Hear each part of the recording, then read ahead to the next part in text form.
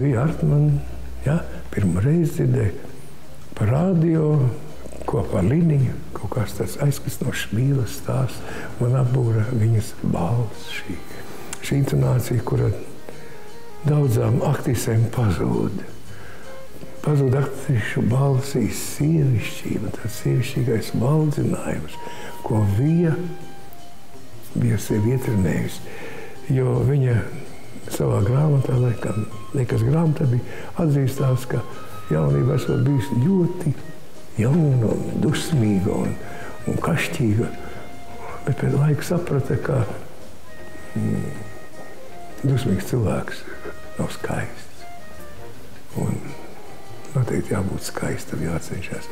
Jo arī tāda teātra pedagoga izcilrīša roka tango, tāds uzme jaunajam vēlējums bija tāds. Pacenšaties, mīļie, būt skaistiem. Un iespējams arī talantīgiem, bet skaistiem vispirms. Apbur cilvēks, tad šarmu. Un to viņi ieguva, man liekas, lielā praksē, ko vajadzētu mācīties ne tikai aktrisēm, bet arī sievietēm.